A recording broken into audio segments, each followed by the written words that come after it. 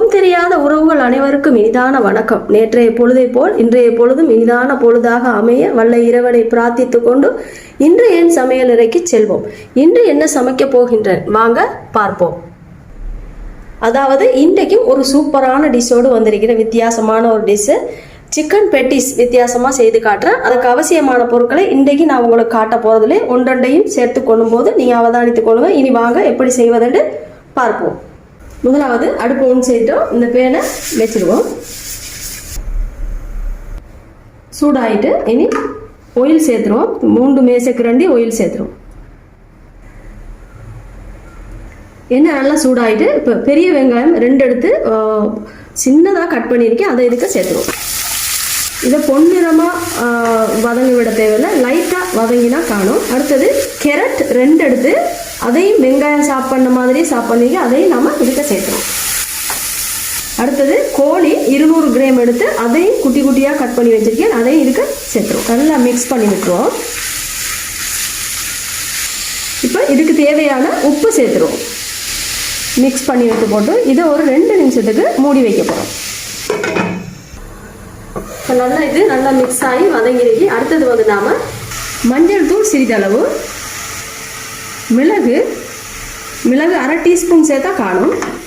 அடுத்தது துண்டு மிளகாய் 1 மேசைக்கரண்டி எடுத்துருக்கேன், அதையும் இதுக்கு சேர்த்துருவோம். அதையும் நல்லா மிக்ஸ் பண்ணி விட்டு போட்டு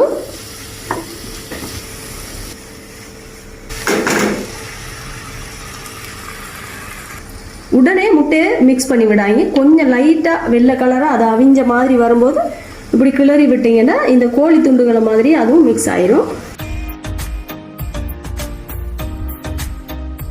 அடுத்தது வந்து உருளைக்கிழங்கு 200 கிராம் எடுத்துருக்கேன். 3 உருளைக்கிழங்கு எடுத்துருக்கேன். இதை நாங்கள் என்ன செய்ய போகிறோம், தக்காளி சோஸ் இதை சேர்த்து போட்டு நம்ம கிழங்க சேர்க்க போகிறோம். இதை கொஞ்சம் இங்கெல்லாம் மாற்றி எடுத்து வச்சிருவோம் சூடு இறங்குறதுக்கு. இப்போ நாங்கள் இதோட உருளைக்கிழங்க அப்படியே மிக்ஸ் பண்ணி எடுக்க போகிறோம். அடுத்தது ஒன்றொன்னா கையில் அப்படியே மசித்து விடுங்க. நல்லா மா போல வராமல் ஒரு அளவுக்கு மிக்ஸ் பண்ணி விட்டுருவோம்.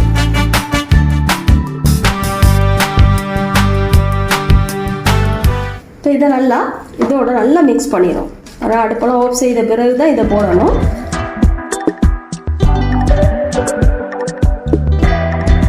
நல்லா ஆறிட்டுது. ஆறின பிறகு நம்ம என்ன செய்யணும், பான் பவுடர் ஒரு 1/2 கப் எடுத்திருக்கோம். அதை இதுக்கு கடலை மாவும் எடுத்திருக்கேன், அதையும் சேர்த்து கையால் இப்போ நல்லா மிக்ஸ் பண்ணி விட போகிறோம். அதாவது ரொட்டிக்கு மா கிளையிற மாதிரி கிளைய போகிறோம். அடுத்தது மீதத்தையும் நம்ம இதுக்கு சேர்த்துருவோம். கடலைமா உங்களுக்கு எந்த அளவுக்கு ஈரத்தன்மை குறையணுமோ அந்த அளவுக்கு நீங்கள் சேர்க்கணும். நான் சொல்கிறதால 2 மேசைக்கரண்டி சேர்க்கணுன்ட்டு இல்லை. சில வேளை 1 மேசைக்கரண்டி சேர்க்க வரும், சில நேரம் 2 சேர்க்க வரும், 3 சேர்க்க வரும். சிக்கன் சுப் கட்டி எடுத்துருக்கோம். இதையும் இதுக்கு சேர்த்து நல்லா மிக்ஸ் பண்ணி ஒன்று செய்துட்டோம். இதை எடுத்து இந்த பேனை வச்சிரும். இது சூடாகிட்டு இப்போ இதுக்கு தேவையான அளவு ஆயில் சேர்த்துருவோம்.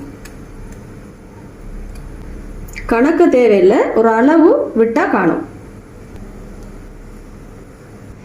சொட்டு இந்த ட்ரேக்கு ஆயில் கொஞ்சம் சேர்த்துருவோம். ஆயிலை சேர்த்து போட்டு இதை அப்படியே இதில் பூசி விட்டுருவோம். இப்படி ஒரு அச்சு ஒன்று எடுத்துக்கொள்ளுங்க. உங்களுக்கு எந்த வடிவத்தில் வேணுமோ அந்த வடிவத்தில் எடுத்து இதுக்குள்ளே வடிவை வச்சிருவோம். உங்களுக்கு கையாலேயே செய்ய இயலுமோண்டா அதாலேயே செய்திருங்க. அப்படி தேவையில்லை அப்படின்னா இப்படி ஒரு அச்சு எடுத்து செய்தெடுத்தால் உங்களுக்கு வடிவான நீட்டாக அச்சு வரும்.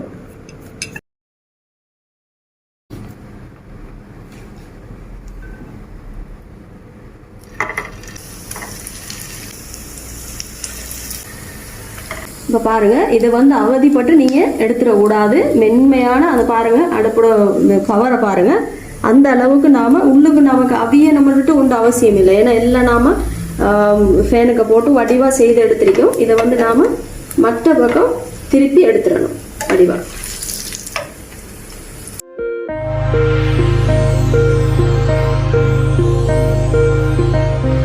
அடுத்தது இந்த அளவுக்கு வந்தால் நமக்கு காணும். இதை வடிவாக மெதுவாக எடுத்துருவோம்.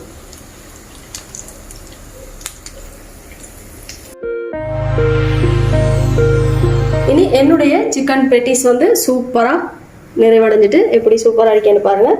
கொஞ்சம் கஷ்டமான வேலை தான் இது. உடையிற மாதிரி இருக்கும். டைம் எடுத்து மெதுவாக செய்து பார்க்கணும். இந்த மாதிரி நீங்கள் உங்கள் குழந்தைகள் செய்து கொடுங்க.